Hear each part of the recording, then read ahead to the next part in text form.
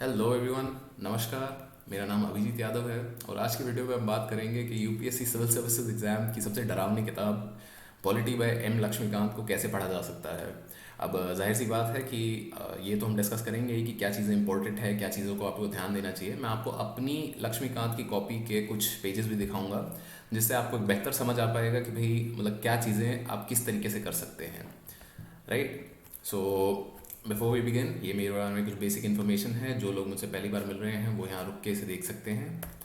And अब लक्ष्मीकांत के बारे में, जो लोग लक्ष्मीकांत से पहले नहीं मिले हैं, तो भाई ये एक 1000+ पेजेस की बुक है जहाँ पे डबल कॉलम्स हैं एंड ऐसा लगता है कि भाई सब कुछ इम्पोर्टेंट है, कुछ नहीं छोड़ सकते, कुछ नहीं बोल सकते। तो इसमें दिक्कत हो जाती है कि भाई इतना सारा कंटेंट याद कैसे रखोगे। So let's discuss. तो सबसे पहली चीज़ तो जो आपको याद रखनी है कि ये एक सैम्पल पेज है।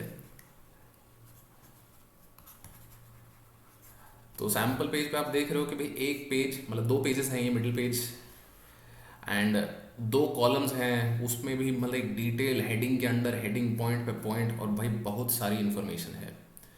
ठीक। तो हमें क्या करना है, हमें इन सब चीज़ों पे ध्यान देना है कि किसी भी अगर let's say quasi judicial body या जुडिशियल बॉडी या मतलब बहुत सारी constitutional bodies, judicial body sorry, constitutional bodies होती हैं, स्टैचुटरी बॉडीज़ होती हैं, तो उनमें ये सारी चीज़ें हमें देखनी है कि भाई अपॉइंट कौन करता है, रिमूवल का प्रोसेस क्या है, सर्विस कंडीशंस कैसे डिटरमाइन होती हैं, टेन्योर क्या है, रेलेवेंट आर्टिकल या एक्ट क्या है जिसके तहत वो ऑफिस बना है।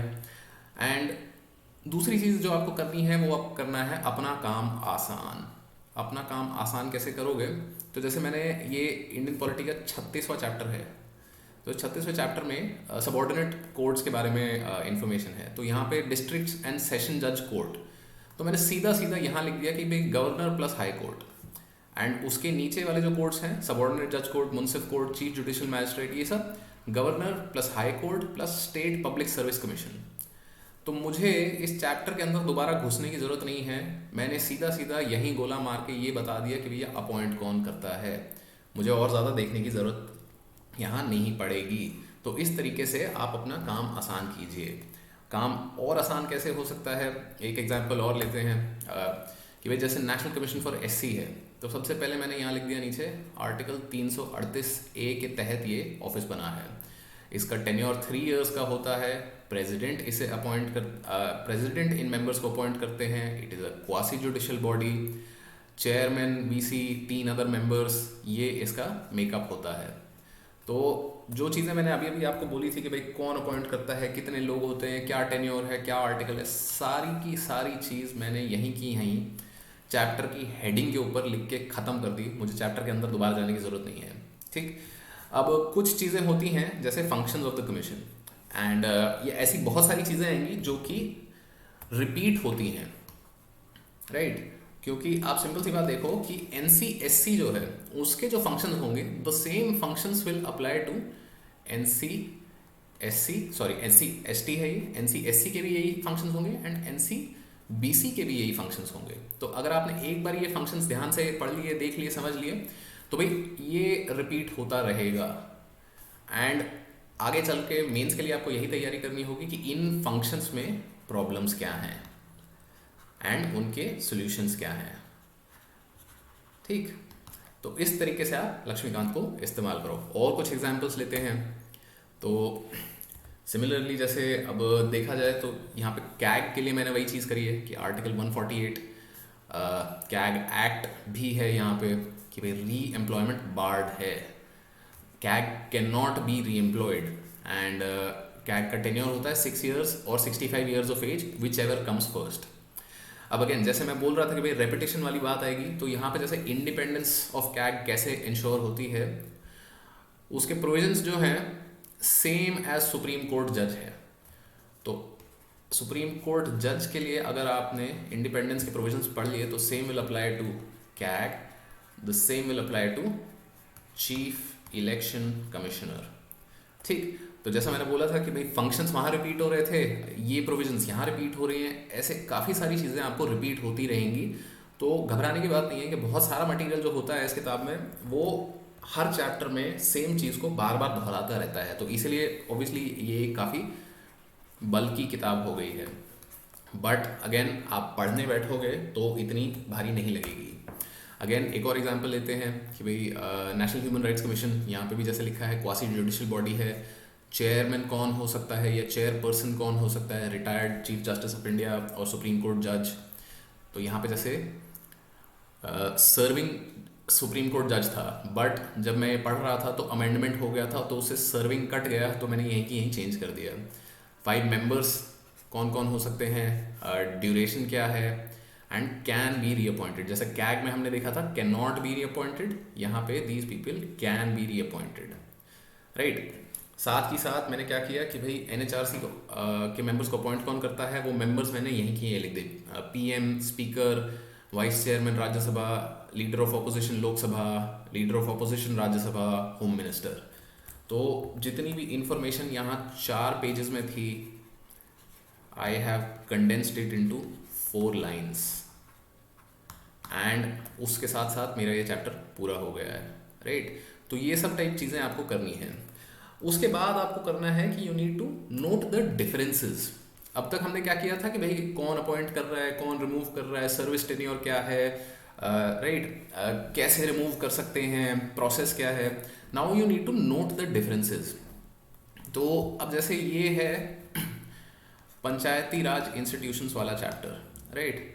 तो पंचायती राज इंस्टीट्यूशन जैसे कि जनरली हम जानते हैं 3 लेवल पे होते हैं। आपने अगर ये नहीं पढ़ा है अभी, तो आप जब पॉलिटी पढ़ोगे, ये चैप्टर पे आओगे, तो यू विल रियलाइज कि वो 3 लेवल पे होते हैं। बट मैंने यहाँ पे गोला क्यों मारा हुआ है?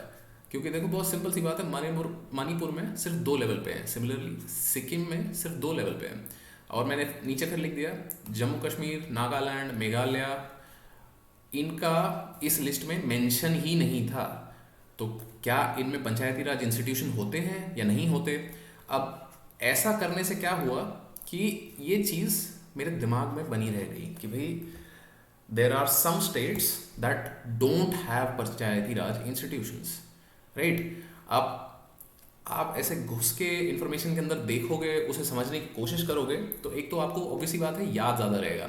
दूसरा, जब आप इन्वेस्टिगेट करोगे तो आप उसके साथ टाइम लगाओगे, आप और देखोगे चीज़ें कि भैया पंचायती राज इंस्टीट्यूशन यहाँ क्यों नहीं है, कैसे नहीं है, एंड देन आप उस चीज़ को अपनी बुक में साइड में लिख सकते हो।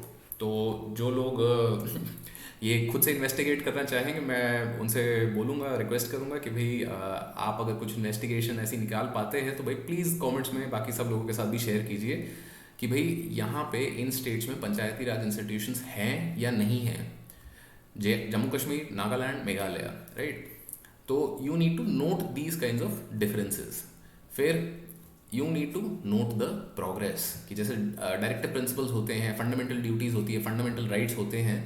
तो एक तो आपको इनके आर्टिकल नंबर थोड़े बहुत इंपॉर्टेंट वालों के याद रहने चाहिए, कि जैसे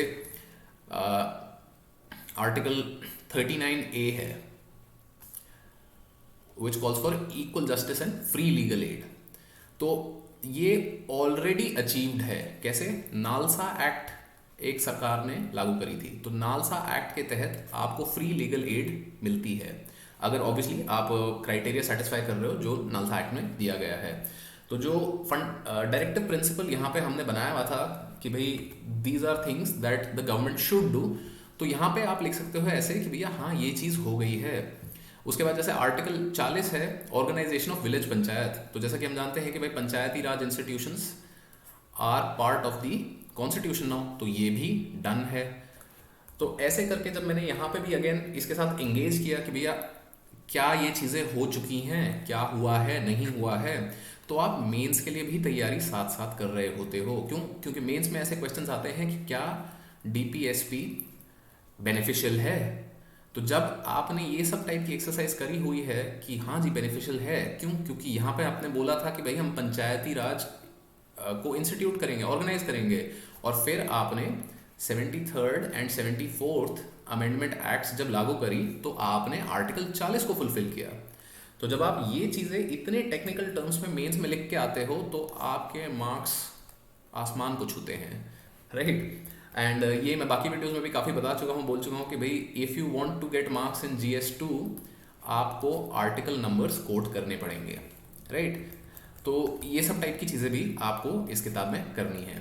तो जो 3 बेसिक चीज़ें थी, सबसे पहले कि भाई कौन अपॉइंट कर रहा है, कौन रिमूव कर रहा है, वो सारा मतलब बॉडीज़ के साथ लेके देन यू शुड नोटिस कि भाई डिफरेंसेस कहाँ आ रहे हैं, and then you should notice the progress.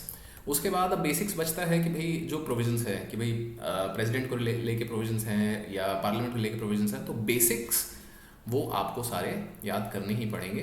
But उसके बाद जो चीज़ें हैं उनमें काफ़ी सिमिलैरिटीज़ निकल जाती हैं, उनमें काफ़ी ओवरलैप निकल जाता है, जिसकी वजह से आप आसानी से इस किताब को कवर कर सकते हैं। And finally obviously note the articles. तो ये जैसे मैं क्या करता हूँ कि भाई मैं अपनी किताब में से, ये अपेंडिक्स 1 है, so these are 10-15 pages at the end of the book Laxmikanth.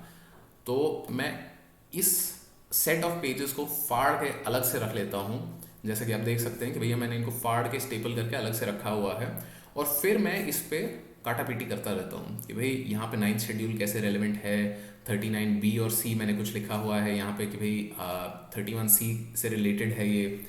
तो 31 article 31C and article 39, sorry about that, 39B and C में क्या रिलेशन है, अगर किसी को पता है तो नीचे कमेंट्स में मुझे बताइए, अगर नहीं पता है तो मैं चाहूँगा कि आप इसको गूगल करें, देखें कि भैया क्या है। तो ये सब टाइप की चीज़ें आपको यहाँ देखनी है और अपनी किताब में भी करनी है।